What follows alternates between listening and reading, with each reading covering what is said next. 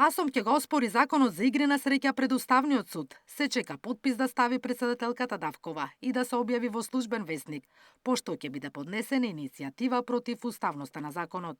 Аргументи за поништување на ваквото решение од асоциацијата велат дека има повеќе. Донесен надвор од сите европски стандарди, дека е донесен со енормни давачки за постоечките приредувачи на игри на среќа, донесен е со давање на привилегии на одредени правни субјекти преку монопол, конкретно кај игрите на среќа, дистанцирање на приредувачите на игри на среќа нели од основните и средните училишта. Од Влен пак кои го поднесоа законот, задоволни, велат дека нивното предизборно ветување е исполнето и сега очекуваат значително да се намали достапноста на младите до обложувалниците и казината. Бројот на објекти за игри на среќа низ целата држава ќе се намали за околу 75%.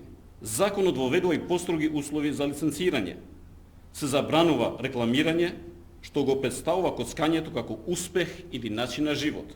Според проценките на АСОМ, околу 800 објекти ќе бидат затворени и 10.000 работници ќе останат на улица. Но со индиректните вработувања, бројките се многу повисоки. 50 до 100.000 индиректни вработувања се загрозени со неработењето, односно гаснењето на овој сектор. Тука ќе ги вклучиме, да речеме, агенциите за обезбедување, IT секторот, секторот за набавка на компјутерска опрема, се она што е пропратно потребно за нормално работење нели на секторот, од средства за хигиена, од потребна хартија нели за печатење и така натаму. Вчера собранието го донесе законот за игри на среќа, без да прифати ниту еден аргумент од засегнатите, кои предупредуваат дека ќе се зголеми бројот на нелегални обложувања, а на сметка на тоа државата годишно ќе губи понајмалку 350 милиони евра.